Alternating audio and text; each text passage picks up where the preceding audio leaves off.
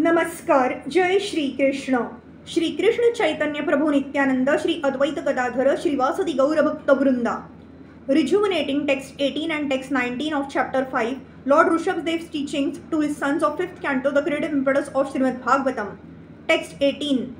Gurur na sa syat svajano na sa syat pita na sa syat janani na sa syat Deivam न तत स्यान न पतिशच स स्यान न मोचयेदयः समुपेत मृत्युम.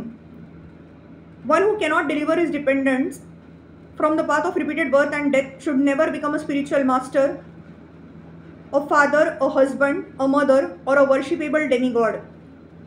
There are many spiritual masters, but Rishabhdev advises that one should never become a spiritual master if he is unable to save his disciple from the path of birth and death.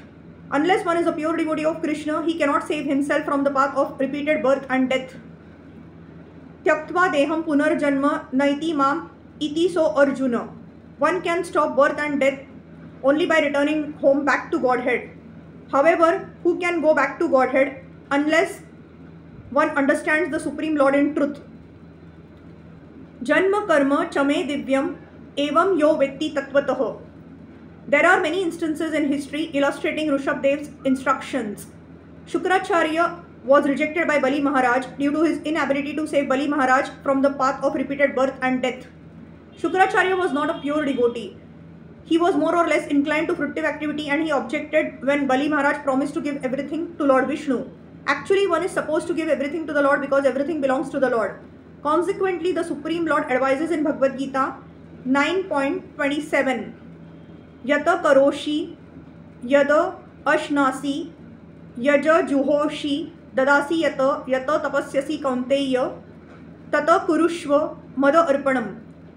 O son of Kunti, all that you do, all that you eat, all that you offer and give away, as well as all austerities that you may perform, should be done as an offering unto me. This is bhakti. Unless one is devoted, he cannot give everything to the Supreme Lord. Unless one can do so, he cannot become a spiritual master, husband, father, or mother. Similarly, the wives of the Brahmanas who were performing sacrifices gave up their relatives just to satisfy Krishna. This is an example of a wife rejecting a husband who cannot deliver her from the impending dangers of birth and death. Similarly, Prahlad Maharaj rejected his father and Bharat Maharaj rejected his mother, Janani na sa syat. The word Daivam indicates a demigod or one who accepts worship from a dependent. Ordinarily, a spiritual master, a husband, a father, a mother, or superior relative accepts worship from an inferior relative, but here Rishabhdev forbids this. First, the father, husband, or spiritual master must be able to release the dependent from the repeated birth and death. If he cannot do so, he plunges himself into the ocean of reproachment for his unlawful activities.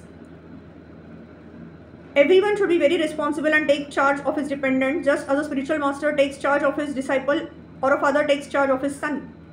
All these responsibilities cannot be discharged honestly unless one can save the dependent from repeated birth and death. Text 19.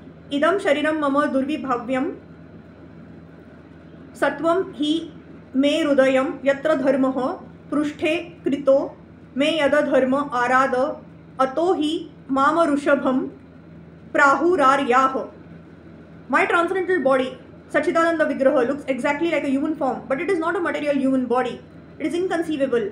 I am not forced by nature to accept a particular type of body. I take on a body by my own sweet will. My heart is also spiritual, and I always think of the welfare of my devotees. Therefore, within my heart can be found the process of devotional service which is meant for the devotees. Far from my heart have I abandoned irreligion, adharma, and non-devotional activities. They do not appeal to me. Due to all these transcendental qualities, people generally pray to me as Rishabhdev, the Supreme Personality of Godhead, the best of all living entities.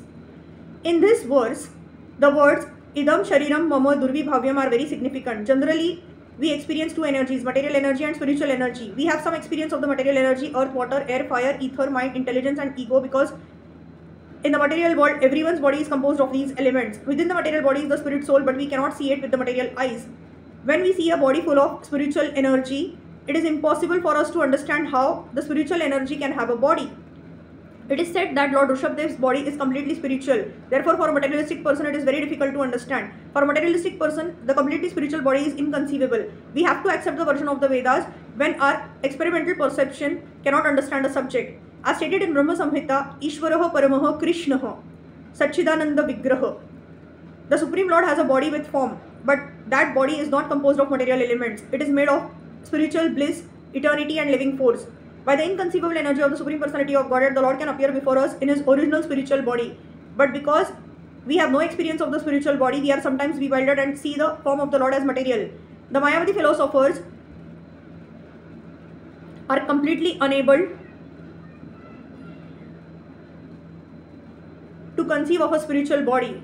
They say that the spirit is always impersonal, and whenever they see something personal, they take it for granted that it is material. In Bhagavad Gita 9.11, it is said, Avjananti mam mudha, manushim tanum ashritam, param bhavam ajananto, mama bhuta maheshwaram. Fools deride me when I descend in the human form. They do not know my transcendental nature and my supreme dominion over all that be. Unintelligent people think that the Supreme Lord has a body which is composed of the material energy. We can easily understand the material body, but we cannot understand the spiritual body. Therefore, Rishabhdev says, Idam Shariram Mama Durvibhavyam. In the spiritual world, everyone has a spiritual body. There is no conception of material existence there. In the spiritual world, there is only service and the receiving of service. There is only Savior, Seva and Sevak, the person served, the process of service and the servant. These three items are completely spiritual, and therefore the spiritual world is called absolute. There is no tinge of material contamination there. Being completely transcendental to the material conception, Lord Rishabhdev states that his heart is composed of dharma. Dharma is explained in Bhagavad Gita 18.66. Sarva dharman parityajya mama ikkam sharanam braja.